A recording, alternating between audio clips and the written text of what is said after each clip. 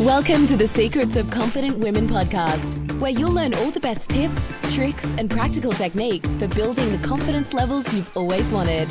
With inspiring interviews, real-life examples, and game-changing insights, this podcast is for women who know that mastering the skill of confidence is one of the most important things they'll ever do. Well, hello and welcome back to the Secrets of Confident Women podcast. And today I'm so thrilled to be interviewing one of the most important people in my life, my extraordinary business partner, Anastasia Adams.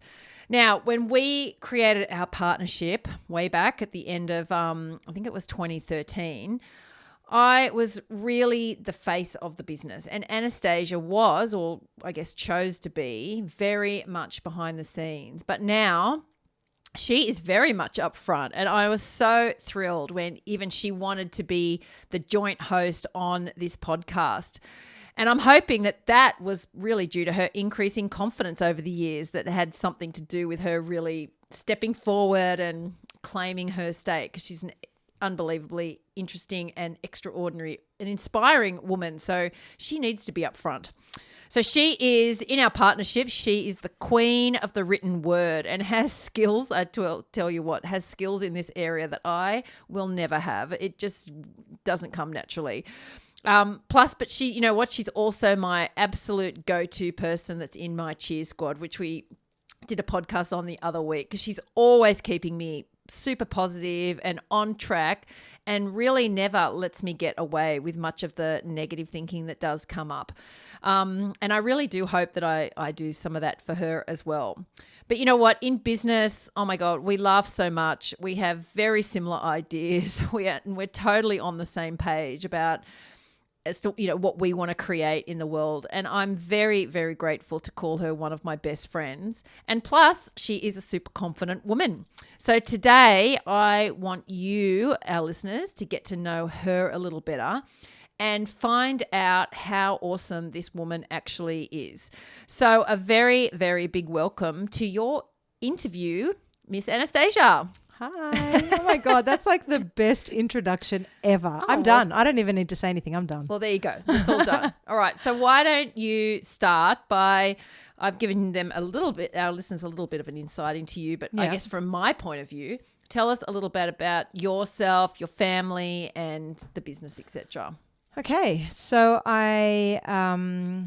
I'm 43 and not ashamed to say it. Yes, I'm good loving job. being in my 40s. I can't tell you. I prefer my 40s to my 30s. Yes. I've got two little kids, which just by fluke, our kids are the same age, which is awesome. It does help. I work for an organisation called Neuro Leadership Institute, which is where Jodie and I used to work together a long, long time ago. I have a legal background as well. So before I had my kids, I was in the legal industry, which has given me some really, really great skills for this business and just for life in general. Yes, like reading all our legal documents that totally. I don't want to read. And just reading Contracts. everything. Like I am that person who reads the back of a cereal box. I just love it. But I guess in a nutshell, I am Greek, my background, and I love family and friends. I love doing stuff with people. I love having people around. I love being out. Like all good Greeks are very social. I just love being social and, you know, just surrounding myself with awesome people. Yeah. It's good fun. And it's your family is like that. It's there is some really great, there's really some strong bonds. There's some really confident women. There's some really fantastic men in the family. It's a good, strong group that really support you, isn't it? Yeah. And I used to think all my life that this is what all families were like. Yeah, And as I've gotten older, I've realised how extraordinary and how exceptional my family is. Yeah. I often say if I had to be stranded on a deserted island somewhere, I'd take them with me because they're awesome, all of them. Yes. They're a big part of who I am. My family is really important to me. And every time, there's always jealousy when you get a text message saying, oh, Mum's just called in and dropped food into my fridge. Yeah. And I go, oh, wish I could have just some of that. So no, I am very fortunate. I'm very grateful. All right. And you work in Rise Women. I know. Well, that's kind of a given, but probably one of the biggest chunks of my life. It's a lot of not just who I am now, but I think it's made me who I am working through the business. What do you mean by that? Well, it's given me insights, I think, into not just confidence, because that's the topic we deal with, but also my own abilities, which I guess kind of cycles back to confidence. Yeah. I'd never been in a business before, ever. I'd always worked for other people. I'd never done something on my own or with someone else. So the fact that I've developed skills, business skills that I never thought, like I had trouble answering my phone. and now Jodie will go, just pop into the back of the website and update blah, blah. I go, okay. So it's given me skills, which in turn has given me confidence that I wouldn't have had without Rise Women.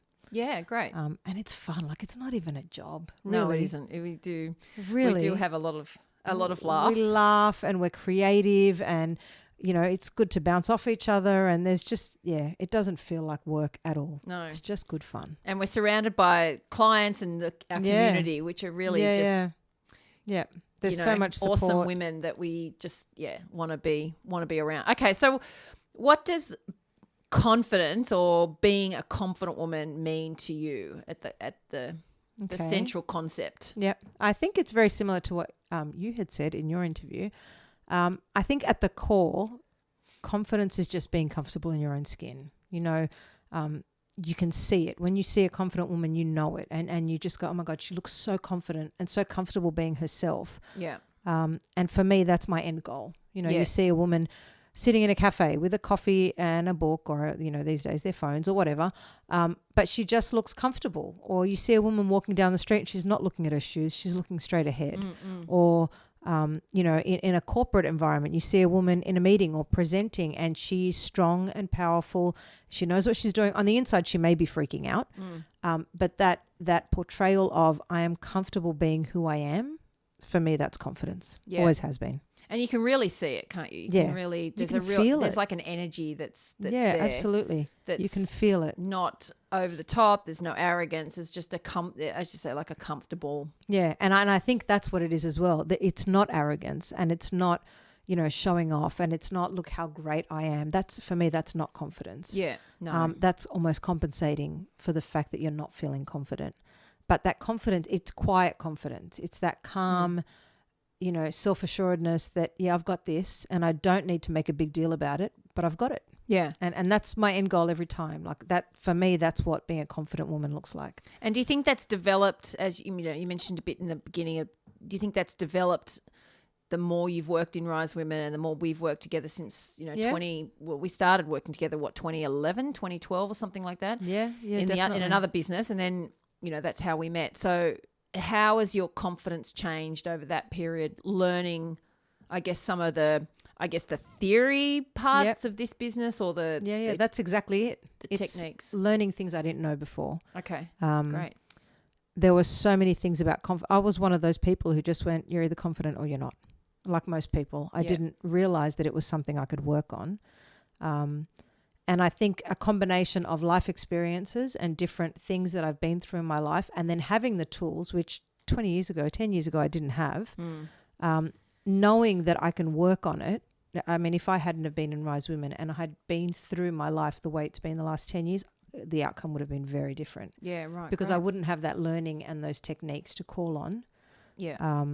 And I think that's given me just a strength, an inner strength that, yes, things may be shit right now, or, there might be stuff going on in my life that's really difficult to handle, but that inner strength of I've got this, because I know what I can do when I feel my confidence spiraling. Yeah. I would have been a very, very different person without Rise Women. Awesome. I know. Well, that's good to hear. So why did you actually want to be? And so a little bit of backstory. We were working together in a different business, and we met at our daughter's dancing, which I think we talked about in our very first podcast episode, a little bit of background, but we met at our daughter's dancing, and I was looking for someone to help out with some of the stuff I was doing admin-wise in this other business, and I was looking for a job. And you were looking for a job, and all of a sudden you went, actually, hang on a second. I think it's me that you're looking for. Yeah. And we started working together. And actually at that point I think we had very young children. I wasn't actively doing Rise Women. No. And I remember you went on a holiday. Yes. I think you went for a month. Was it a month overseas? Probably longer. I think it was like 7 weeks. Might have been 7. Yeah. Yeah. And you came back, and by that point I decided I wanted to leave the business we're in and reactivate. I mean, that was a real turning point, I think, for me to go, when am I going to follow this dream? When am I going to really pick up this business again and make it what I want it to be? Yeah. And at that point, for some reason, it was just a no-brainer that I wanted you to be part of it. And that's when I sort of sat you down. I think you just back first day. Yeah. First I was day all on tanned holidays, up and still in chill mode. going, right, okay, what are we doing? I'm like, I'm resigning and I'm going to start. Can I just tell you about this business that I've had years ago that I never take in while I was still jet lagged. Yeah. By the way, would you like to be a part of it? Yeah. And I can't remember. I don't even think you went home and thought about it. I think it was a pretty instant. So what from that point, why did you want to be a co-owner of InRise Women? Because I think it's what you said. It was a no-brainer. So we'd already figured out that we'd worked really well together. And we'd seen through, hanging out at our daughter's dancing that socially we got along really well. Yeah. And I remember you telling me that. And I remember before you'd actually asked me to join you in Rise Women, when you said I've resigned because I want to follow my passion and reignite this business, I remember having this split second thought of, oh my God, I'm so envious. I wish I could, I wish I had an opportunity to follow something with so much purpose and so much passion. And in my head, I'm thinking, how great would it be to do that? And before I'd finished the thought, you'd gone. I proposed. You proposed. And I said yes. But my instant reaction was, hell yeah, I want to be in this. It never even occurred to me that I didn't want to be a part of this, because I could see where it was going, and I could see 10 years into the future, I could see the impact we'd make. I could see how well we'd work together. And I knew I wanted to be in it. There you go. I would have been really annoyed. I've never asked you that question. No, you have not. I've never, ever known that. There you go. I think I would have been, in hindsight, I would have been really annoyed if you didn't. Yeah. Well, it was. I think I think we had the benefit of, and again, everything happens for a reason. Yeah. And everything's working out perfectly. Exactly. There was that benefit of already working together. So we knew that the balance that we knew. Yeah, we knew we could do that. We knew we also had strengths in completely different areas. Yes. That really, as a whole. So I think maybe even from that point, I was starting to realize that trying to do the business by myself, there was really key parts missing that you just had all those skills, so. Yeah, but then it sort of was a no-brainer to me as well. Going, oh well, of course. Yeah. This, But I would never have done something like that on my own either, because you had skills in business and this organizational, this finance and this tech savviness that I would just go, oh yeah, I can talk and I can write, but the mechanics of running a business, I would never have ventured into on my own without having someone who I knew we could kind of work off each other. Yeah.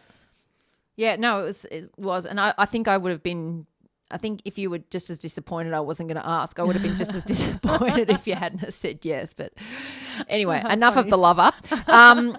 What has, now you've been a co-owner. I think we've sort of touched a little bit on this, but what has being a co-owner in Rise Women done for you and for your confidence? Well, I think aside from what we've already discussed about learning new things about confidence that I wasn't across before, and teaching me skills in running a business that that helped me increase my belief in myself, I think it's also exposing me to a different world. A lot of what we do in Rise Women is coaching, and we connect with clients that way. And that was never a thing for me. All I knew was a coach was someone on a soccer field, or, a tennis coach. I had never been exposed to that concept of not so much life coaching, but specialty coaching. And the fact that I didn't know anything about confidence, and then I didn't know anything about coaching, and then there are these two worlds that are merging, and all of a sudden I'm in the middle of it. It almost it was an exponential growth, because I had the benefit of learning about both things at the same time. And you can't go back from that. No. Once you know stuff about confidence, and once you know skills, and once you learn new things in your life, you just can't go backwards. I mean, it takes a lot to make you go backwards. Yeah, yeah. absolutely. So now the question begs that Yes. what is the best thing about working with your amazing business partner? I knew this was coming because I asked you the I same know. thing, so I knew Well, it was coming. I had to put that on my question list, of Which course. means I'm dreading the next question. But Yeah, anyway, look, every partnership has its ups and downs, and we have our roller coaster moments in business and whatever. But I love the fact that we can always talk through things. There's just an honesty and an authenticity when we work, and it's easy. Even if we disagree about something, we will still work through it. We're always learning new things together. We're always having fun. Always learning new things I know. Sometimes things that we don't want to learn, No, but we're always learning new things, and we have a laugh. Yeah, we do have a laugh. I remember when we first created our partnership agreement, and the first clause in our partnership agreement is fun above all else. Yes, if this stops that's being true. fun, I forgot about that. like it's right at Yeah. the top. It's before anything else is agreed on. That's our clause number 1. Yeah. Because if this stops being fun and we stop making an impact and it becomes a misery and it becomes something that we're not happy to wake up for, then it's dead. Yeah. And it Agree. hasn't happened yet because No. it just gets more and more fun. Yes. I love the fact that we're always up for new things together. I love the fact that it doesn't matter what we're thinking. Your mind is always racing 1,000 miles ahead. Yes. I've bought when I why first you're trying to started. I know I can never type as fast I as told Jodie's you we thinking. need to have a dictaphone running or some sort of audio recording system set But up the in funny the thing in is the office because You can't even speak as fast as you're thinking. no, I can't. So Jodie thinks at a certain pace, and then she'll try and get it out, and then I'm trying to write it down, and it's chaos. But we always get there in the end.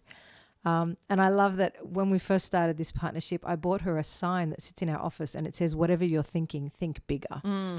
And we do have that. We have that in and common. it's red. Yeah, You'll see it yeah. on our Instagram page. It's in the background of many of the because it's up against behind my computer, but I it love is. And I that we remember have that when you common walked goal. in with that sign, it was like, oh, that's just the perfect sign. Because we do want to conquer the world. Yeah, just slightly. Yeah. So obviously the next question, which you pushed on me, what's the worst thing about working with your awesome business partner? You know I do this. know it. You know it. I do know it, I think. Jodie's spelling sometimes, it gives me goosebumps. It's the same But words, I get though. it. It is. There's a series of 5 words, which is fine. And it's almost become just a habit that I'll just look for those words. The irony is that lately I've been spelling those words wrong. Yeah. So I think you're rubbing off on me. Oh, no. But yeah, honest to God, that is my probably brain the goes worst I'm thing. typing too fast and I'm actually halfway down the next sentence. You're not even looking I'm at not that picking- word. yeah. I know. Yeah. And that's cool. And again, that's part of our, our strengths. Jodie will churn out the ideas fast, and then I just go I through haven't been them and too double bad check. recently because I know in the early days of even social media and then a social media post would go up and then 5 minutes later I'd get a text message from you going, you've spelt it's the wrong your. Can you please go in and fix it? They're And the I'd be ones. like, It's damn. your, Yeah. there, or Yeah. it's. Yeah. It's the same words. It's apostrophe business. I don't want to waste my time thinking about apostrophes and where they're supposed to go. But honestly, that's it. Yeah. That's it. We just work so well together. It that is. There isn't really anything Oh, well, else. that's good. I can deal with that. Oh, good.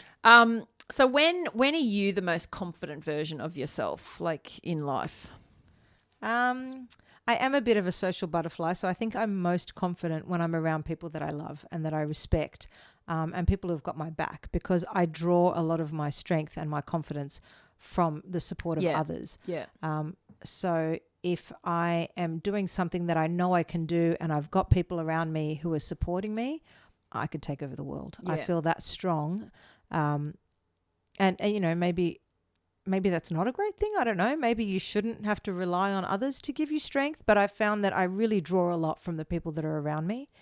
I don't think you rely on others. I Yeah, wouldn't maybe say it's you not a rely. I think it reliance. just accentuates. It's like Yeah. you have a baseline. You have a level of confidence that's that foundation we always Yeah. talk about. That's there. I think those people when they almost like acknowledge that in you, which allows you to just take it to the next level maybe. Yeah, that's probably it. It's my cheer squad. I've got a really good cheer squad. Yeah. And when I'm with them, I am on top of the world. That's Yeah. when I am the most confident version of me. Yeah. I love that. I mean, and it's a lot of your family, But a lot of what you and I do as well, and Yeah. I guess the community we've created, and some of the people we've brought into our inner circle, even in business. Yeah, definitely. That they're around us because of that, like because how of can that not person. make you feel good? Yeah, How can that and not we make you ditch feel the rest. Very subtly, yes. Yes. But it's true. Look, it doesn't work for us. No. It doesn't make us feel good. And if they're the type of people who don't align with how we feel and how we operate, then they tend to just drop off anyway, because they'll attract their own type of people, and we do. attract our type of people. Yeah. And it just works. Yeah. Okay, so speaking of all this confidence, it's running around like It's the theme of everywhere. the day. But as we know, everyone has the ups and downs. So when was a time where you sort of your confidence was low, and what did you do to turn that around? Build yourself back up again. And I think I've had a few times of low confidence in my life. I think early on, getting into high school, I went from being very, very confident in primary school, and, I had it all figured out, and I studied hard and I got good grades, and I was the school captain, and it was all very exciting, and I had a really strong belief in myself. And then I went to a really different high school with no friends. I had to make new friends, very, very different culture. And I lost a lot of my confidence there. And I think that sort of dictated how my high school years went, because I didn't get involved in sports. I didn't do extracurricular activities. right. I just stuck to studying and doing things outside of school. And that just kind of evolved. I think that had to do with being a teenager, and, I didn't know that could be fixed at that time. It was just, this is what high school is. Yeah. But I think my biggest low point of self-esteem was probably after my separation, which was about 7 years ago. I didn't have very good images and ideas about myself. I didn't have a very strong belief in myself. And that was years worth of, my mind playing tricks on me. And that concept the spiral down. Yeah, it's really hard to get out of without, there needs to be some sort of a catalyst or a trigger, that little stick in the hamster wheel. Yeah. And there was that feeling of failure that, you've tried hard. It was an 18-year relationship. And regardless of what the circumstances were, whether you're right or wrong or somewhere in between, there is that sense of, I gave this a shot for a long time and it didn't work and I failed. But thankfully, I went straight to my go-to technique, which is surrounding myself. And as I've said, I've got the best family and friends. And we were starting the business at that time. Yes, it was around early. exactly the same time. And I used to think I was fortunate that I was surrounded by the right people. And now I know that it wasn't fortune. It wasn't luck. I made it happen. This was what I did. Whenever I'm not feeling great, I bring the people to me who I know will make me feel better. Yeah. And that's what happened. They helped me rebuild my confidence by showing me what I was capable of. And, it was that fake it till you make it, but almost by default. Yeah. They showed me what I could do, and then slowly I started to believe it, and then I got into that headspace until I got to the point where I was happy with myself and my life again. And the irony is, it's been a long road, but I wouldn't change a thing. I would not be here today if it wasn't for every step of the way. Yeah. So I'm eternally grateful for the whole process. Yeah. And we have to, that's the way, that's just the positive outlook you have on life. You're always looking for that silver lining out of every challenge, and every challenge we've ever had in business, and there have been a few. Yes, there have. Sometimes when I'm, in the, arms are in the air, that's it, it's all over, it's all too hard, I cannot push this bus up the hill any longer. You're like, okay, you are that person, for me, many times it has sort of pulled that out. But it's interesting because I think that the people you surround yourself with, yes, they make you feel better. But I think for you, it's, and what I see in your family and the people who you, as you say, you've chosen to bring into your life.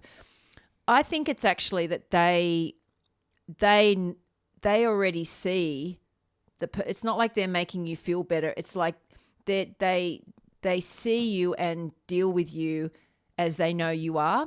Like they know you're a great, awesome, confident woman. And even if you've lost it at that time, they help you to see it again. Right. You know what I mean? To reconnect. Yeah, that kind of makes sense, I guess, because we never see good qualities about ourselves, right? We always see our flaws and we magnify them. Well, that's it. When our confidence goes low, usually the negative thinking and all that sort of stuff is sort of taken over, but it's not real. It's not.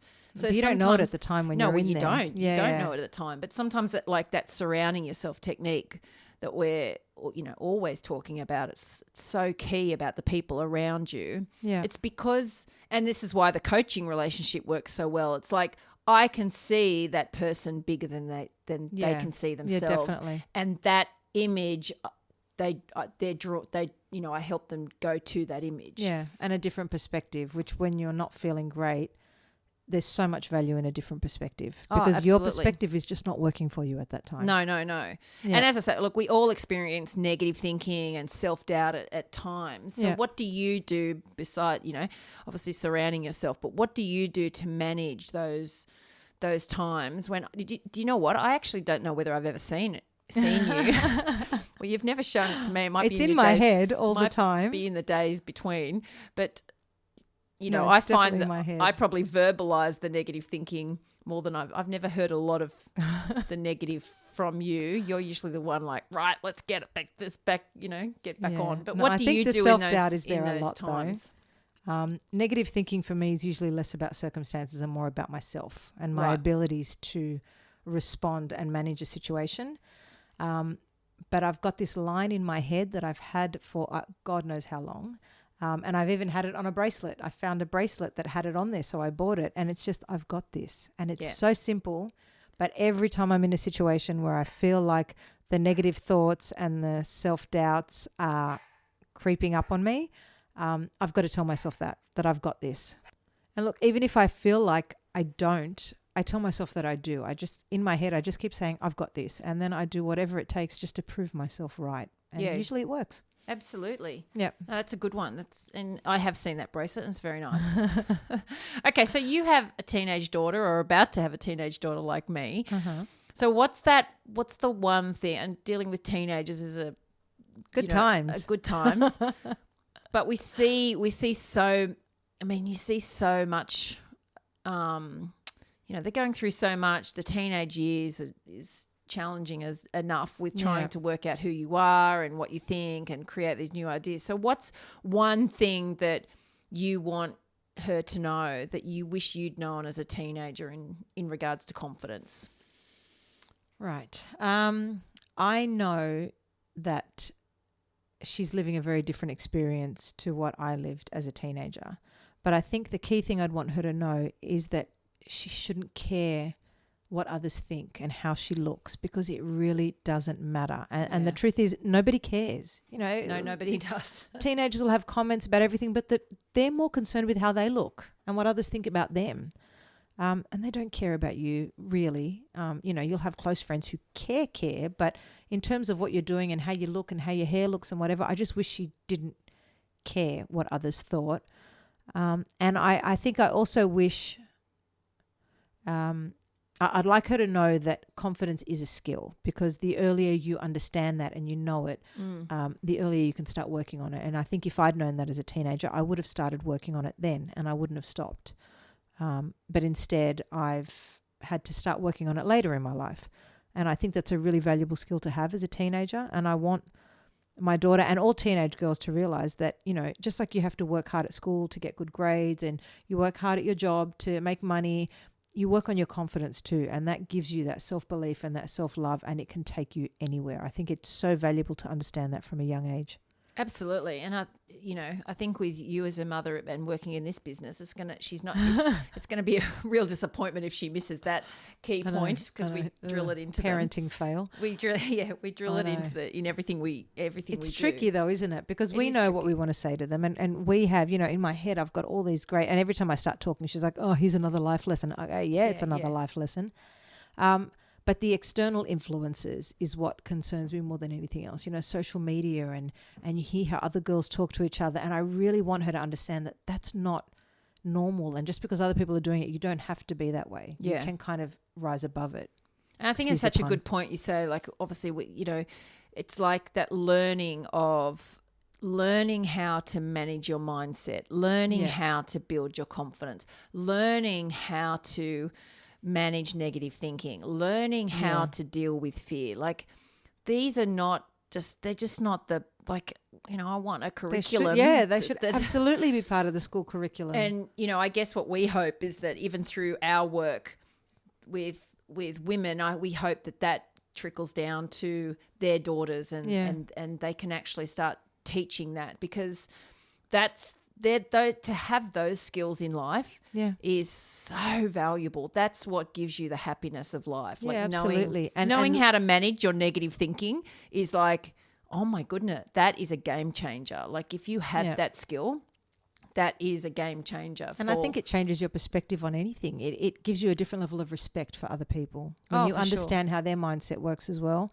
Yeah. I think it broadens their mind to be more innovative and more creative, because they know that, or we'd like to think that they start to understand that their limiting beliefs don't dictate what they're capable of. Yeah. And I was never taught that as a teenager. You know, I mean, parents will often go, oh, you can do anything, but how? Yeah. And what's the truth behind that statement when we say to our kids, you can do anything you put your mind to, and then they try to do something and we go, oh, don't do that. You can do anything you want, but not that or that or that. Like we put all these restrictions on them. And I know that as a parent we have to a certain extent, but we shouldn't put restrictions on their mindset. Yeah. You know, different to restrict their actions and their behaviours when they're 12, because there's got to be a certain But it's sort discipline. of like you can do anything you want you can do anything you want if you know how to face fear and deal with it. Yeah. If you know how to manage the negative voice in your head. If you it's sort of just, it is that sort of throwaway statement that we hope they get, but there's actually, it's like, well, you could climb Mount Everest. Well, yes, I could, but only if you have your fitness and if you've learned how to, you know, navigate or get out of hypothermia. And actionable goals, right? Yeah. Like they need to know what's there's involved. skills that are required to do that. So just that blanket statement of saying, oh, you can do whatever you want, sort of choose. Yeah. It's just sort of like saying, oh, go and climb Mount Everest. You just do it. Just figure it out. Yeah. And it's almost, I think it's counterproductive, because we're telling kids these days you can do whatever you want, but we're not really giving them the tools and the skills to figure that out. Yeah. Which means they go out with this mindset of I'm invincible, but no practical application of that, which is what leads to entitlement and, you know, oh, you said I could climb Mount Everest, just make it happen. They don't have that background of I need to work for this and there are goals that I need to set. Or they do it, they try something once and fail. Doesn't work. Yeah. And they don't realise that failure is part of the process. Failure is part of the and there's skills to deal with that and things you've got to do. But it's that, again, that's the part of the learning that they need to understand what tenacity is and what the courage is and how to build that in yourself. It doesn't just turn up one day. And, you know, and you need to fail before you win. Yeah. So just failing once doesn't mean, I can't do this anymore and I give up. Yeah. And I think that's, it's hard work for kids these days because they're dealing with things that we never had to deal with. But at least we've got a background, right? We're starting. For sure. I feel like we're starting from a strong place. Yeah, for sure. Yeah. Okay, so we're going to finish on our Rise Women Power questions. Yay. I like these. So question number 1 is, what do you wish every woman knew? In a nutshell, ladies, you are all so much more capable than you think you are. That's it. I wish all women could see themselves through the eyes of someone who loves them and respects them. And I know this turns back on me because this is what my family and my friends say to me, right?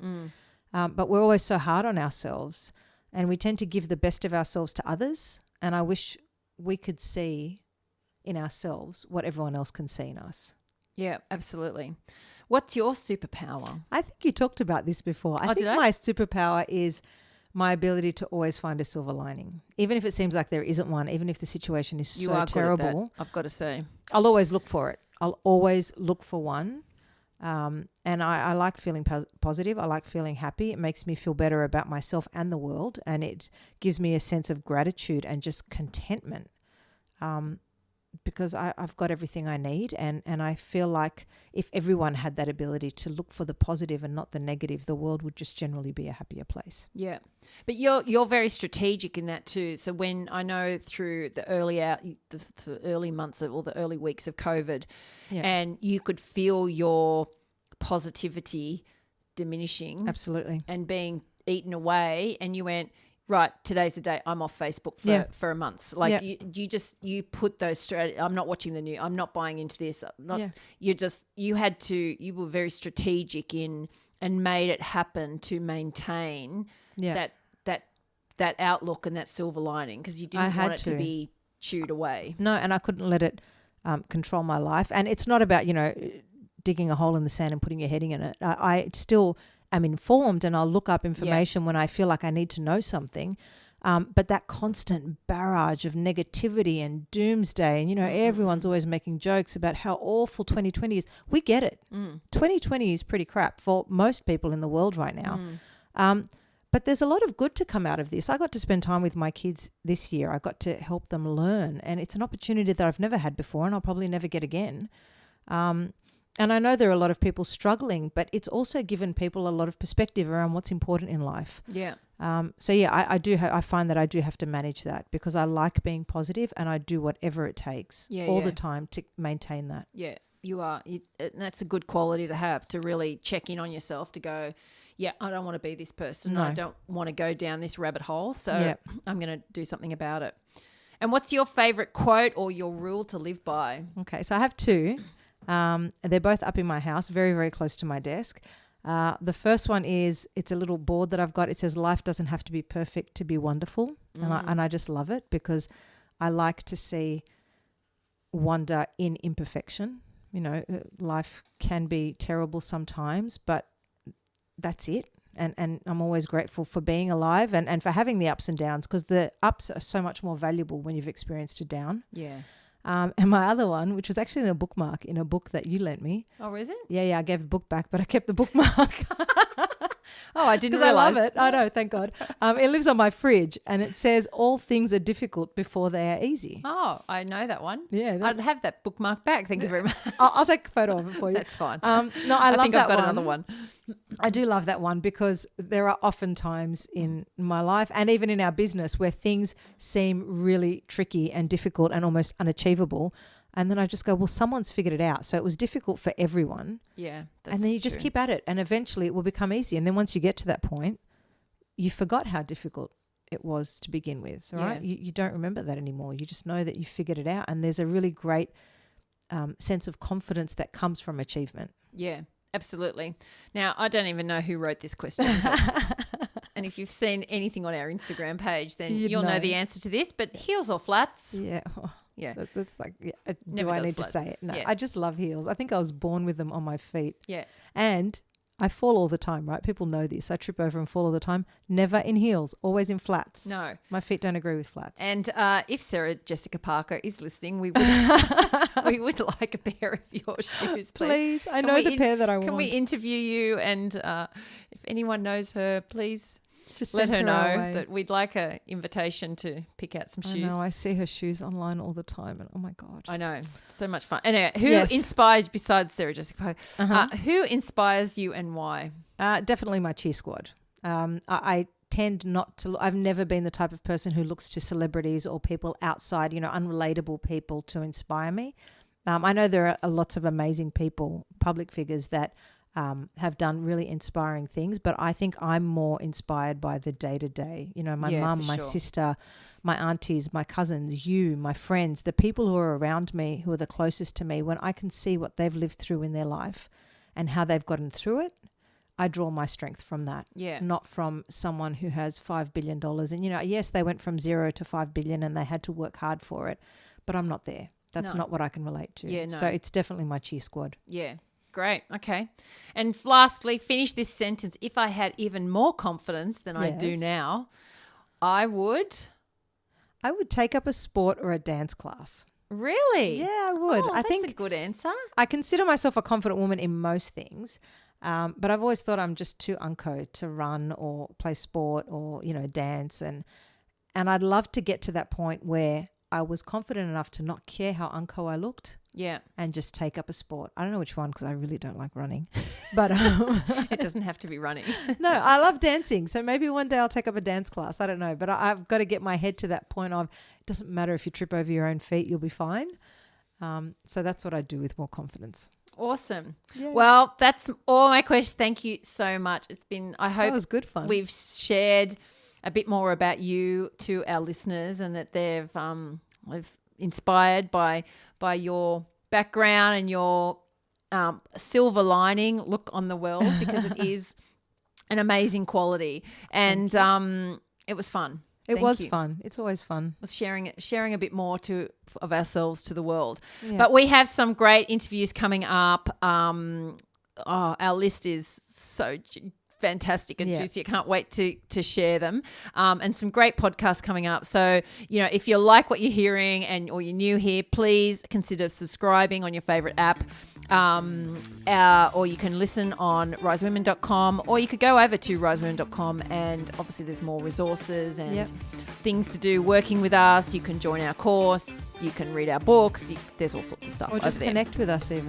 Contact us. Let us know how we can help you and what we can do to help you build your confidence. Because as we always say, with confidence, anything is possible. Yes, so we'll talk to you next time. Thanks. Bye. Bye-bye.